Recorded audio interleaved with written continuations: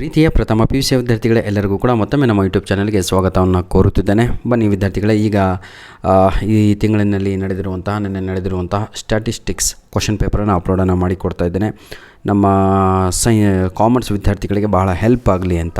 ಬನ್ನಿ, ಈ ಒಂದು ಪ್ರಶ್ನೆ ಪತ್ರಿಕೆಯನ್ನು ನಮಗೆ ಕಳಿಸಿಕೊಟ್ಟಂಥ ರಿಹಾನ್ ಅವರಿಗೆ ಧನ್ಯವಾದಗಳನ್ನು ತಿಳಿಸ್ತಾ ಇದ್ದೇನೆ. ಇವರು ಸುಮಾರು 4 ಪ್ರಶ್ನೆ ಪತ್ರಿಕೆಗಳನ್ನು ಕಳಿಸಿಕೊಟ್ಟಿದ್ದಾರೆ.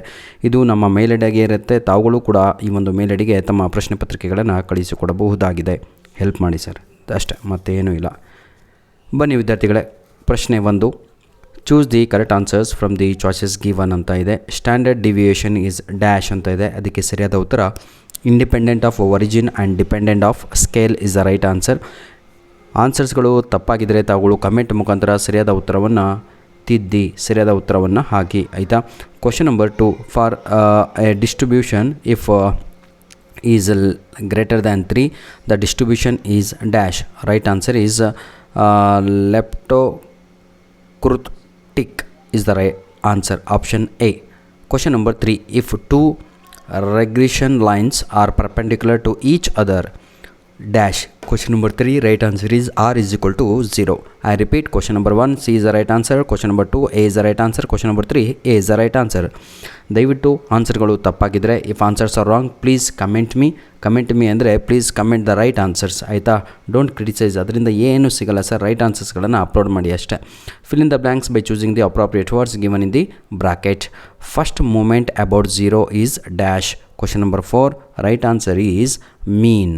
Question number 5, if two variables do not show the associated variation, they are said to be dash ಅಂತ ಇದೆ. ಇದನ್ನು ನಾವು non correlated is the right answer. Clear my dear children, God bless you. Answers ತಪ್ಪಿದರೆ comment ಮುಖಾಂತರ ಅದನ್ನು ಸರಿಪಡಿಸಿ. Match the following ಅಂತ ಇದೆ. ಬನ್ನಿ, S D is equal to 4. Right answer is variance 16 is the right answer. Asymmetry ಅಂತ ಇದೆ. ಇದಕ್ಕೆ ಸರಿಯಾದ ಉತ್ತರ ಬಂದು skewness is the right answer. Next, regression lines inside. Right answer is perfect correlation. Answers ಏನಾದರೂ ತಪ್ಪಿದರೆ ಕಮೆಂಟ್ ಮುಖಾಂತರ ಸರಿಪಡಿಸಿ ವಿದ್ಯಾರ್ಥಿಗಳೇ. State the property of S D ಅಂತ ಇದೆ. ಎಸ್ ಡಿ ಅಂದರೆ ಸ್ಟ್ಯಾಂಡರ್ಡ್ ಡಿವಿಯೇಷನ್ ಅಂತ, ಹೌದಲ್ವಾ. ಇಟ್ ಈಸ್ ಆಲ್ವೇಸ್ ಏನಂತೀರ, ನಾನ್ ನೆಗೆಟಿವ್, ಎಲ್ಲರಿಗೂ ಕೂಡ ಗೊತ್ತು.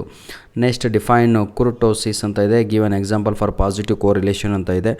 ಎಲ್ಲರಿಗೂ ಕೂಡ ಗೊತ್ತಲ್ವಾ, ಏನಂತೀರ ಎಕ್ಸಾಂಪಲ್ಲು, ರಿಲೇಷನ್ಶಿಪ್ ಬಿಟ್ವೀನ್ ಏನಂತೀರ persons weight and their height and their weight ಅಂತ ಎಲ್ಲ ಗೊತ್ತು ನಿಮಗೆ.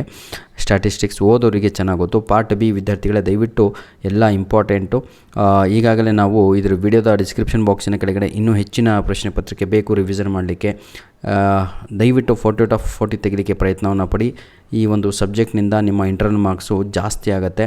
39, 40, 38 ಈ ಮೂರರಲ್ಲಿಯೇ ಮಾರ್ಕ್ಸನ್ನು ತೆಗೆದರೆ 10/10 ನಿಮ್ಮ ಇಂಟರ್ನಲ್ ಬೀಳುತ್ತೆ ಸರ್. ಅಷ್ಟು ತಲೆಯಲ್ಲಿ ಇಟ್ಕೊಂಡು ಚೆನ್ನಾಗಿ ಓದಿ.